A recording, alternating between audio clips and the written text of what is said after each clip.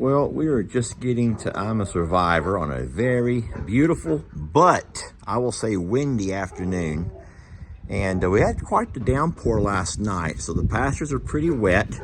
Our corral area is especially wet. I was gonna get out here and rake up. Oh, Waylon, I'm coming. Do you mind if give me 30 seconds, please? I was going to come out and rake today. It's Friday. Now, of course, Ellie will be here tomorrow, the weekend. So it's not going to hurt to go overnight. And that's not a big deal. Unless we get more rain tomorrow. Now, look, here comes Buddy. That's Waylon Eugene Morrow. We're going to talk about Buddy. A lot of people are concerned because they haven't seen Buddy in my videos featuring Stella and Christy, who are starting there. Hi, Buddy. Hello, handsome. Hi, my buddy boy. Listen, there were some initial plans on how we were going to do Buddy's heartworm treatments, but everything changed when I had my vet visit a couple of days ago. And so, whereas we're going to go with a fast treatment for both Stella and Christy, Christmas, we're going to go with the slow treatment for Buddy. And so I'm going to kind of explain to you the best I can. I'm trying to find a place where I'm not going to be in the wind. Give me a minute, y'all. Let me find a better place to go stand out of the wind, because this is kind of important.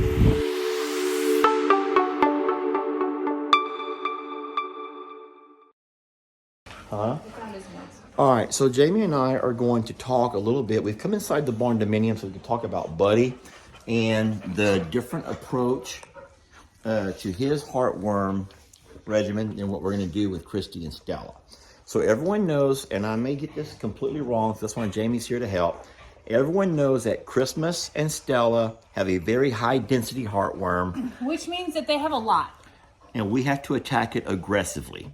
The problem with attacking it aggressively is it is quite a bit more dangerous to the dog. I am going to attempt to show you the differences in the worms, the heartworms. And let's just take Stella and Christmas. And then we will compare those to the heartworms in Buddy.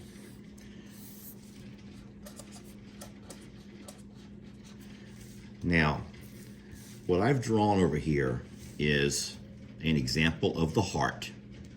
And the heart is divided into 4 different chambers. And your heartworms always show themselves in this chamber. I don't know why. That's something that someone a lot smarter than me can tell you. But it's important to know that both Stella and Christmas have what they refer to as high density heartworms. High density, that means there's a lot. Buddy does have heartworms, but they're not of high density. There's not as many, obviously. And so this right here is the number one reason why we're going to attack the heartworms in different methods. Let me explain to you what we're going to do first with Christmas and Stella. And to do that, I have to kind of show you an illustration of the blood flow. I should have probably chose a different color, but it's fine. I'm using green to show you the way blood flows into the heart, through this bottom chamber, and out to the lungs. All right, so here's the problem with the fast kill method. Because there's such high density of worms, you cannot allow this will kill your dog. So you have to kill these worms off. So the fast kill method begins to attack these worms immediately. I'm gonna put all these little X's over here because these little worms will begin to die as soon as you start your treatments. But the problem with this is that if your dog, either Stella or Christmas, end up getting too much cardio activity, the blood vessels enlarge, and that allows blood to flow easier and faster through all of your organs. But if those vessels open up because of increased cardioactivity, some of these dead parasitic worms can pass down and infect the lungs. And that right there is when your dog dies. So this is a treatment that both of these dogs need because of the high density of worms. But we must make sure that both of these girls remain as just limited activity, very limited activity for the duration of the 30 days that they'll be on the treatment. And then they'll have to go back for a follow-up, and we will reevaluate at that point. Now, the difference with Buddy over here is because Buddy doesn't have a high density of worms, blood flow still travels the same. The blood flow is still the same. But instead, we don't have the same concerns, the immediate concerns with Buddy as we do with Stella and Christmas. So what we're going to do with Buddy is a slow kill method. So what that actually means is we're not actually killing the worms, the parasitic worms that are in this heart chamber. What we're doing, though, is we're going to sterilize them. So the 90 days of treatment will, in fact, not kill these guys, but it will sterilize them. And when they're sterilized, they're no longer able to have babies.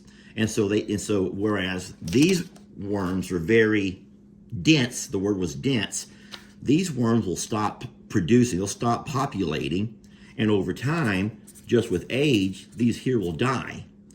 And so this is a lot longer treatment. We're looking at least 90 plus days of this treatment, but Buddy doesn't have to worry about the cardio activity, because even though he's a very active dog, because these worms are not dying, they're not going anywhere. These worms are not dying. We're not killing these worms the way we're killing these worms. We're only sterilizing these worms. And by sterilizing these worms, they cannot have babies. If they can't have babies, they cannot continue to produce. So Buddy will remain at I'm a Survivor, where he can continue to have his normal lifestyle, but he'll be undergoing treatments for 90 plus days. Stella and Christmas will be undergoing a 30-day treatment of fast kill, but they have to have very limited activity, which is why we have these two undergoing their treatments here at Longhorn Lester's, where we can keep them in a very confined area, being our shop, and just being let out for occasional potty breaks. And then Buddy can have his normal lifestyle there at I'm a Survivor. I'm just gonna say though, but the slow kill is long, and it could be 90 days, it could be 180 Oh, days. it's gonna be for sure 92 days. I would say it can be longer than that though, depending upon how his body responds and how it goes. There are people who have had to treat heartworm for a year or greater, and when you have a low density, there's not as great of a risk of the worms themselves left untreated will cause great harm. Like Buddy doesn't have so many that's causing him great harm. Christmas and Stella have so many that they're at great risk of dying if left untreated. Does that make sense to you? It makes perfect sense to me. I sat with Dr. Cochran, and she had to explain this for an hour or more, and I may have still got some things wrong. But guys, just know that Buddy's treatment is going to be different than Stella and Christmas's.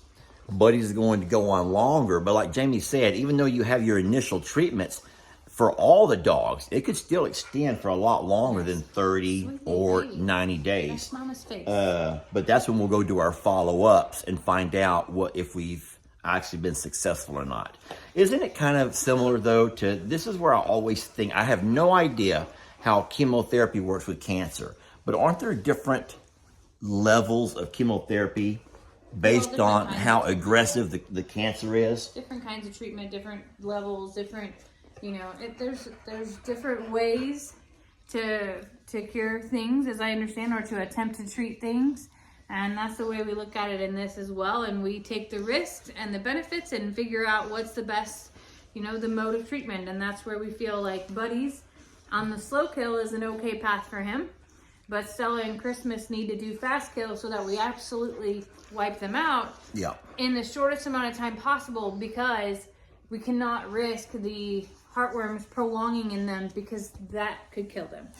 Anyway, so I was a little bit wrong when I came on. I was too premature when I came on and told you guys they're all going to go to Longhorn Lester's. They're all going to be in the shop together, because in reality, they don't need to all do that. The Christmas and Stella will be in the apartment at Longhorn Lester's. Buddy will stay here at I'm a Survivor.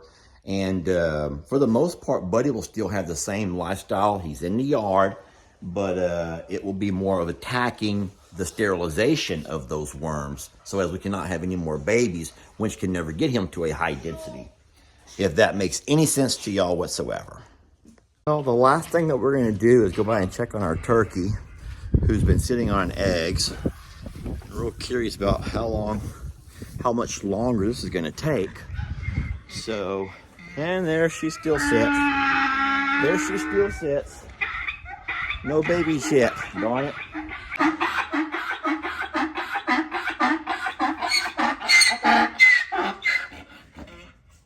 It takes me 30 seconds. It takes me 30 seconds to feed Al Davis. Do you mind? Trixie, for some reason, no one can give me 30 seconds. No one can give me 30 seconds. Oh, all right, where's Alfred at? Is he inside waiting for me? Alfred? All right, come on, Alfred. Come on, Al, hurry. Come on, buddy, I got your mix right here, buddy. Come on, Al, there you go. I got it just the way you like it, all your mealworms on top. Just the way you like it, okay? That's because I love you so very much. All right, everybody's good over here in this pasture. Many years ago when I was 23, I was married to a widow who was pretty as could be. This widow had a grown-up daughter who had hair of red. My father fell in love with her and soon they two were wed. This made my dad my son-in-law and changed my very life. For my daughter was my mother 'cause she was my father's wife. To complicate the matter, even though it brought me joy, I soon became the father of a bouncing baby boy. My little baby then became a brother-in-law to Dad, and so became my uncle, though it made me very sad. For if he was my uncle, then that also made him brother to the widow's grown-up daughter, who of course was my stepmother. My father's wife then had a son who kept him on the run, and he became my grandchild 'cause he was my daughter's son. My wife is now my mother's mother, and it makes me blue, because although she is my wife, she's my grandmother too. If my wife is my grandmother, then I am her grandchild, and every time I think of it, it nearly drives me wild. This has got to be the strangest thing I ever saw. As husband of my grandmother, I am my own grandpa. I'm my